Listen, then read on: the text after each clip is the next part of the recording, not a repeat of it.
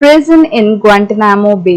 So last video में हमने section शुरू किया था हमारा लाइफ विदाउट राइट्स, और इस पूरे सेक्शन में हम अलग अलग केसेस के थ्रू ये जानेंगे कि जो लोग हैं उनकी लाइफ कैसी होती है बिना राइट्स के, कि मतलब अगर लोगों को राइट ना दिए जाएं तो उनकी लाइफ कैसी होगी। तो अलग अलग एग्जाम्पल्स के थ्रू हम इसको पढ़ने वाले हैं, और पहला जो हमारा केस है वो है prison in Guantanamo Bay. About 600 people were secretly picked up by the US forces from all over the world and put in a prison in Guantanamo Bay. तो यूएस की जो फोर्सेस थी उसने क्या किया कि पूरे दुनिया में से अलग अलग जगहों से 600 लोगों को सीक्रेटली मतलब छुपके से उठाया, उनको गिरफ्तार किया और ग्वांटनामो बे नामक जगह पे जेल में डाल दिया गया। ग्वांटनामो बे जो है वो एक ऐसा एरिया है जो कि क्यूबा के पास है, और इस एरिया को अमेरिकन नेवी जो है वो कंट्रोल करती है।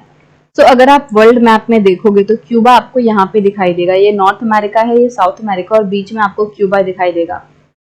और अगर अब हम क्यूबा को जूम करके देखें तो हमें पता चलेगा यहाँ पे नीचे ग्वांटनामो बे है, और ये जो एरिया है ये यूएसए की आर्मी इसको यूएसए की जो नेवी है वो इस एरिया को कंट्रोल करती है। तो वो जो 600 लोगों को अलग अलग जगह से उठाया था उनको ले जाके इस जगह पे जेल में डाल दिया गया। अनस's फादर जैमिल एल्बेना वाज अमंग देम। अब अनस के जो फादर थे जिनका नाम जैमिल एल्बेना था वो इन 600 लोगों में से एक थे जिनको की गिरफ्तार किया गया था। The American government said that they were enemies of the US and linked to the attack on New York on 11 September 2001. अब यूएसए ने क्या कहा कि क्यों यूएसए ने इन 600 लोगों को गिरफ्तार किया है। यूएस ने ये बोला कि ये जो 600 लोग हैं ये 9/11 वाले टेरर अटैक से जुड़े हुए हैं और ये लोग यूएस के दुश्मन हैं, एनिमीज हैं। तो 9/11 मतलब कि 11 सितंबर 2001 में एक टेरर अटैक हुआ था न्यूयॉर्क में, जिसमें कि पूरी बिल्डिंग में से एक एरोप्लेन को निकाल दिया गया था और उसमें बहुत सारे लोगों की जान गई थी। तो ये जो टेरर अटैक हुआ था यूएस में, इससे जोड़ा गया इन 600 लोगों को। मतलब कि यूएसए ने ये बोला कि ये जो 600 लोग हैं ये उस टेरर अटैक से जुड़े हुए हैं और इसीलिए हमने इनको गिरफ्तार किया है।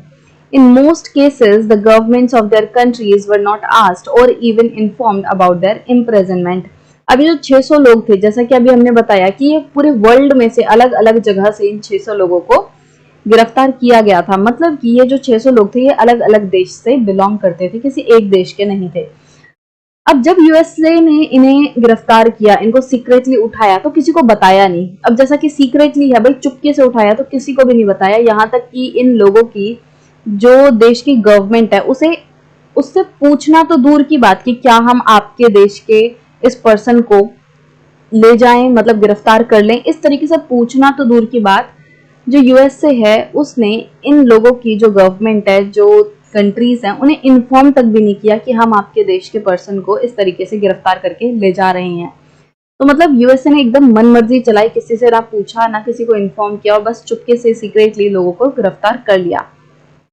Like other prisoners, Albana's family got to know that he was in that prison only through the media. अब दूसरे प्रिजनर्स की तरह ही, मतलब कि ये जो 600 लोग थे, इन 600 लोगों की तरह ही जो अल्बाना है उनकी फैमिली को भी मीडिया के थ्रू पता चला। मतलब कि ये जो 600 लोग थे किसी को भी बता के इनको गिरफ्तार नहीं किया गया था। जैसा कि अभी बताया कि यहाँ तक कि इनकी गवर्नमेंट को इन्फॉर्म भी नहीं किया गया था कि आपके देश के पर्सन को हम ऐसे गिरफ्तार कर रहे हैं। तो इन लोगों की जो फैमिली थी उन्हें भी मीडिया के थ्रू पता चला कि भाई हमारे फैमिली मेंबर को इस तरीके से गिरफ्तार कर लिया गया है। तो एनस के जो फादर थे अल्बाना, उनकी फैमिली को भी, मतलब एनस और उनके फैमिली मेंबर को भी मीडिया के थ्रू ही पता चला कि उनके फादर को गिरफ्तार कर लिया गया है। Families of prisoners, media और even UN representatives were not allowed to meet them. और ये जो गिरफ्तार हुए लोगों की फैमिली है उनको मीडिया को, मतलब जो न्यूज चैनल्स, न्यूज़पेपर्स, ये सारे लोग होते हैं, मीडिया हो गई इसे, और यहाँ तक कि जो यूएन रिप्रेजेंटेटिव है, यूनाइटेड नेशंस के जो रिप्रेजेंटेटिव हैं, उन्हें भी इन 600 लोगों से मिलने नहीं दिया जा रहा था। किसी को भी अलाउड नहीं था कि वो इन 600 लोगों से मिले।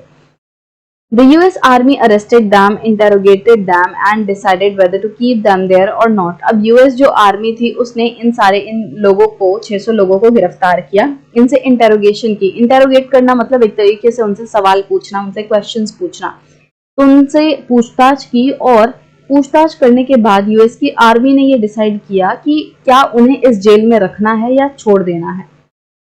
There was no trial before any magistrate in the US. अब जब इनको गिरफ्तार किया गया तो इन लोगों को गिरफ्तार करने के बाद किसी भी मजिस्ट्रेट के आगे पेश नहीं किया गया। नॉर्मली क्या होता है कि जब किसी पर्सन को गिरफ्तार किया जाता है, उसे अरेस्ट किया जाता है, तो 24 आवर्स के अंदर अंदर उसे मजिस्ट्रेट के आगे पेश करना होता है। बट यूएस में ऐसे किसी भी मजिस्ट्रेट वगैरह के आगे इन लोगों को नहीं प्रेजेंट किया गया। मजिस्ट्रेट के आगे प्रेजेंट करना मतलब कि एक तरीके से उन पे जो कार्रवाई है वो शुरू हो रही है, उनको क्लियर किया जा रहा है कि भाई आपको क्यों गिरफ्तार किया गया है, एक तरीके से पूरा प्रोसीजर जो है वो शुरू हो रहा है। बट इस तरीके का कोई ट्रायल, कोई जो केस है वो यूएसए में नहीं हुआ। इन लोगों को सीधा उठाया और जेल में डाल दिया, right. Nor could these prisoners approach court in their own country, मतलब कि ना ही तो यूएस में इन लोगों को कोर्ट के सामने पेश किया गया और ना ही ये लोगों को अपने खुद के देश में कोर्ट में अपील करने के लिए अलाउ किया गया। मतलब कि कोई पर्सन कहां से उम्मीद लगाएगा कि उसे न्याय मिले। कोर्ट से कोई भी पर्सन जिसके साथ गलत होता है वो क्या करता है, वो कोर्ट में जाता है और वहां से न्याय पाने की उम्मीद रखता है। अब जब यूएस ने इन लोगों को गिरफ्तार किया तो ना ही तो यूएस ने खुद अपने देश में इन लोगों को कोर्ट में पेश किया ताकि ये एक्चुअल में पता लगाया जा सके कि ये लोग दोषी हैं या नहीं है, इस तरीके का कोई ट्रायल नहीं हुआ। ना ही इन लोगों को अलाउ किया गया कि वो खुद अपने देश में कोई केस जो है वो फाइल कर सके अपनी बेगुनाही साबित करने के लिए। तो यूएस से जो है वो बिल्कुल ही मनमर्जी चला रहा था। Amnesty International, an international human rights organization, collected information on the conditions of the prisoners in Guantanamo Bay and reported that the prisoners were being tortured in ways that violated the US laws. अब एक amnesty international एक organisation है, ये बहुत ही important organisation है और ये किसके लिए काम करती है, ये ह्यूमन राइट्स के लिए काम करती है, जो लोगों के अधिकार हैं उसके लिए काम करती है। तो जो एमनेस्टी इंटरनेशनल है इसने क्या किया, इसने इन प्रिजनर्स के जो ग्वांटानामो बे में इन 600 लोगों को गिरफ्तार करके रखा हुआ था, इन प्रिजनर्स की कंडीशन को एक तरीके से चेक किया, उस पर रिपोर्ट जो है वो तैयार की, इंफॉर्मेशन कलेक्ट की कि इन लोगों की क्या सिचुएशन है जेल में जो कि ग्वांटानामो बे में है। सो एमनेस्टी इंटरनेशनल ने पूरी इंफॉर्मेशन वगैरह कलेक्ट करने के बाद ये रिपोर्ट किया कि इन लोगों के साथ, इन प्रिजनर्स के साथ टॉर्चर हो रहा है, इनके ऊपर अत्याचार किया जा रहा है और इस तरीके से अत्याचार किया जा रहा है जो कि खुद यूएस के जो लॉज हैं उसके खिलाफ है। मतलब कि यूएस में कुछ ऐसे लॉज हैं जो कि कहते हैं कि हाँ, लोगों को इस कंडीशन में रखना है, लोगों के साथ अत्याचार नहीं करना है, उनके साथ मतलब इस लेवल पे मार पिटाई या इस लेवल पे टॉर्चर नहीं करना है, इस तरीके के कुछ जो लॉज हैं वो यूएस में हैं। बट जब एमनेस्टी इंटरनेशनल की रिपोर्ट निकल के आई तो उसमें पता चला कि जो यहाँ पे जिस तरीके की कंडीशन प्रिजनर्स के साथ है वो बहुत ज्यादा बुरी है। इस लेवल पे टॉर्चर हो रहा है इन प्रिजनर्स के साथ कि खुद यूएस के जो लॉज हैं उनका उल्लंघन किया जा रहा है। They were being denied the treatment that even prisoners of war must get as per international treaties। मतलब जिस तरीके से प्रिजनर ऑफ वॉर को ट्रीट करते हैं उससे भी बुरी हालत में इन लोगों को रखा जा रहा था। प्रिजनर ऑफ वॉर कौन होते हैं कि जब दो देशों के बीच में लड़ाई हो रही होती है, मान लो ये ए नेशन है और ये बी नेशन है, अब इनके कुछ सोल्जर्स हैं जो कि लड़ रहे हैं और बी के भी कुछ सोल्जर्स हैं जो लड़ रहे हैं। अब इस वॉर में क्या हुआ, बी जो है वो जीत गया और बी ने क्या किया, ये जो ए के कुछ सोल्जर्स लड़ रहे थे इनको गिरफ्तार कर लिया, इस लड़ाई के दौरान गिरफ्तार कर लिया और अपने यहाँ बी ने उसे जेल में डाल दिया। तो ये जो गिरफ्तार हुए लोग हैं, जो ए कंट्री के सोल्जर्स हैं, ये जो कि बी ने वॉर के दौरान गिरफ्तार कर लिए, इन्हीं को क्या कहते हैं, प्रिजनर ऑफ वॉर, राइट। तो बी इन्हें क्या कहेगा कि ये प्रिजनर ऑफ वॉर हैं, वॉर के दौरान उसने इन सोल्जर्स को ए कंट्री के जो सोल्जर्स हैं उन्हें गिरफ्तार कर लिया। तो जब इस तरीके से प्रिजनर ऑफ वॉर्स बनते हैं, मतलब जब लड़ाई के दौरान, वॉर के दौरान आप किसी के सोल्जर्स को प्रिजन में डाल देते हो, जेल में डाल देते हो, तो जिन कंडीशन में आपके दुश्मन के सोल्जर्स रहते हैं उनके भी कुछ रूल्स होते हैं कि आप प्रिजनर ऑफ वॉर को इन कंडीशंस में रखोगे, इनके साथ इतनी ज्यादती नहीं करोगे। तो मतलब कुछ रूल्स हैं, कुछ इंटरनेशनल ट्रीटीज हैं जिनके हिसाब से आपको प्रिजनर ऑफ वॉर को ट्रीट करना होता है। अब सोचो, मतलब प्रिजनर ऑफ वॉर मतलब बी के लिए ये बहुत बड़े तरीके से दुश्मन है और बी इनके साथ बहुत ज्यादती कर सकता है, बट ताकि बी इनके साथ बहुत ज्यादा बुरी हालत ना करे उसके लिए कुछ इंटरनेशनल ट्रीटीज हैं ताकि ये इंश्योर रहे कि हाँ इन लोगों की हालत इतनी ज्यादा बुरी ना हो। सो ये क्या बोला जा रहा है, एमनेस्टी इंटरनेशनल की जो रिपोर्ट आई उससे क्या पता चला कि भाई प्रिजनर ऑफ वॉर को जिस हालत में रखना चाहिए इंटरनेशनल ट्रीटीज के हिसाब से, उससे भी बुरी कंडीशन में इन प्रिजनर्स को रखा जा रहा है। Many prisoners had tried protesting against these conditions by going on a hunger strike। अब बहुत सारे जो prisoners थे उन्होंने तंग आके इस पूरे टॉर्चर का विरोध करने की कोशिश की by going on hunger strike। मतलब कि जो बहुत सारे prisoners हैं उन्होंने अपनी पूरी कंडीशन का विरोध किया। कैसे? भूख हड़ताल पे जाके उन्होंने भूख हड़ताल की ताकि जो ये यूएसए के लोग हैं उनके ऊपर अत्याचार कर रहे हैं ताकि वो सुने और अत्याचार ना करें। Prisoners were not released even after they were officially declared not guilty। अब सिचुएशन क्या थी कि कुछ प्रिजनर्स जिन्हें की गिल्टी एक तरीके से बोला गया था कि वो गिल्टी नहीं है, दे वर डिक्लेयर्ड नॉट गिल्टी, कि उन्हें बोल दिया गया था कि वो बेगुनाह हैं। ऑफिशियली उनके बेगुनाह साबित होने के बावजूद भी कुछ ऐसे लोग थे जिनको की रिलीज नहीं किया गया जेल से। मतलब कि ये साबित हो चुका है कि वो लोग बेगुनाह हैं, बट बेगुनाह साबित होने के बावजूद भी उन्हें यूएसए ने जेल में डाला हुआ था, वहां से निकाला नहीं था। An independent inquiry by the UN supported these findings। तो एमनेस्टी इंटरनेशनल की जो पूरी रिपोर्ट है, जो इन्फॉर्मेशन निकल के आई, इस इंफॉर्मेशन से हटकर खुद यूएन ने एक इंडिपेंडेंट इंक्वायरी बैठाई थी। मतलब कि जो यूनाइटेड नेशंस हैं उसकी भी एक इंडिपेंडेंट इंक्वायरी हुई थी और यूएन की इंडिपेंडेंट इंक्वायरी में भी ये निकल के आया कि जो भी चीजें एमनेस्टी इंटरनेशनल ने बोली हैं वो सच हैं। इस तरीके की बहुत बुरी कंडीशन जो है उसमें इन प्रिजनर्स को रखा जा रहा है, जो कि यूएसए ने बस ऐसे ही सीक्रेटली उठा के जेल में डाल दिया गया था। The UN Secretary General said the prison in Guantanamo Bay should be closed down। तो यूएन के जो सेक्रेटरी जनरल थे उन्होंने क्या बोला कि ग्वांटानामो बे में ये जो प्रिजन है, ये जो जेल है, ये बंद हो जाना चाहिए।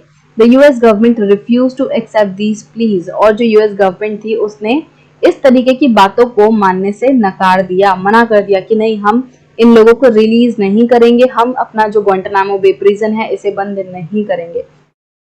तो हमारा जो सेक्शन है वो किसका है? Life without right. तो अब आप इसमें देख सकते हो कि किस तरीके से जो प्रिजनर्स हैं जिनको कि ऐसे ही उठा लिया गया, उनके किसी भी राइट का पालन नहीं हुआ, उनके पास कोई राइट छोड़ा ही नहीं गया। जो लोग हैं सबसे पहले जिनको गिरफ्तार किया गया, सबसे फर्स्ट तो उनकी कंट्री को इन्फॉर्म करना चाहिए था, उनकी कंट्री से पूछना चाहिए था कि क्या हम आपके कंट्री के इस पर्सन को ले जाएं, हमें शक है या हमें डाउट है कि ये जो लोग हैं ये टेररिस्ट अटैक में इन्वॉल्व हैं। तो पहले यूएसए को पूछना चाहिए था उनकी कंट्री से, और जो फिर कंट्रीज हैं फिर वो यूएसए को हो सकता है सपोर्ट करती कि हाँ ठीक है आप इस पर्सन को ले जाओ, बट ऐसा कुछ भी नहीं हुआ। अब जब यूएसए ने उन लोगों को गिरफ्तार कर लिया उसके बावजूद भी यूएसए ने उनको ना ही तो मजिस्ट्रेट के आगे पेश किया, ना ही उन्हें अलाउ किया कि वो अपने देश में खुद जो केस है कोर्ट में फाइल कर सके। मतलब कि उनसे न्याय पाने के सारे अधिकार छीन लिए गए। किसी भी पर्सन को इन प्रिजनर से मिलने की जो अनुमति है वो नहीं दी जा रही थी, एकदम आइसोलेशन में रखा था इन लोगों को। अब जब आप इन लोगों को किसी से मिलने ही नहीं दोगे, जब जो यूएसए है उसने इन 600 लोगों को एकदम आइसोलेट कर दिया, एकदम जेल में डाल दिया और कोई इन तक आ नहीं सकता, कोई इनकी बात नहीं सुन सकता, तो फिर क्या ये लोग अपने अपने पक्ष को किस तरीके से रखेंगे? ये लोग कैसे बताएंगे कि वो बेगुनाह हैं? किस तरीके से ये प्रूव करेंगे कि नहीं इन्होंने कुछ नहीं किया है? तो इन लोगों का जो पक्ष है वो भी तो सुनना जरूरी था, बट यूएसए ने इनका पक्ष रखने का मौका इन्हें नहीं दिया और बस अपने शक के बेसिस पे उन्हें जेल में उठा के डाल दिया। और यूएसए ने यहाँ तक कि जो इंटरनेशनल ट्रीटीज हैं उनका भी एक तरीके से पालन नहीं किया और बहुत ही बुरी कंडीशंस में इन प्रिजनर्स को रखा। मतलब कि जो ह्यूमन राइट्स होते हैं उनके बिल्कुल ही उल्लंघन करती हुई जो अमेरिका है वो दिखाई देता है। अब यहाँ पे आप देखोगे कि एक लेटर जो है वो दिया हुआ है और ये एनएस ने टोनी ब्लेयर को लिखा था। टोनी ब्लेयर जो है वो यूके के, यूनाइटेड किंगडम के उस टाइम पे प्राइम मिनिस्टर थे और जो जामिल अल-बना है वो उस टाइम पे यूके में रह रहे थे और अमेरिका ने उनसे मतलब जामिल अल-बना को यूके से, यूनाइटेड किंगडम से उठाया था, मतलब कि वहां से गिरफ्तार उन्हें किया था। तो पहले तो वो पूछता है कि भाई आप कैसे हो, और उसके बाद वो बोलता है कि मैंने आपको एक लेटर जो है वो 2 साल पहले भेजा था, उसका आपने रिप्लाई क्यों नहीं दिया। मैं आपका रिप्लाई का जो वेट है वो बहुत टाइम से कर रहा हूँ। उसके बाद ने कहा please can you give me an answer to my question. तो वो कहता है कि क्या आप मेरे एक सवाल का जवाब दे सकते हैं कि मेरे जो फादर है, मेरे जो डैड है, वो प्रिजन में क्यों है, उन्हें जेल में क्यों डाला हुआ है, वो मुझसे इतनी दूर ग्वांटानामो बे में क्यों है। I miss my dad so much, मुझे मेरे जो फादर हैं उनकी याद बहुत आती है। I have not seen my dad for 3 years, 3 साल हो गए हैं और मैं अपने फादर से नहीं मिला हूँ। मुझे पता है कि मेरे जो फादर हैं उन्होंने कुछ भी नहीं किया है, क्योंकि वो एक अच्छे आदमी हैं, he is a good man. और मैं सभी को सुनता हूँ कि सभी जो लोग हैं वो मेरे फादर के बारे में एक अच्छे तरीके से बात करते हैं, उनके बारे में अच्छी बातें बोलते हैं।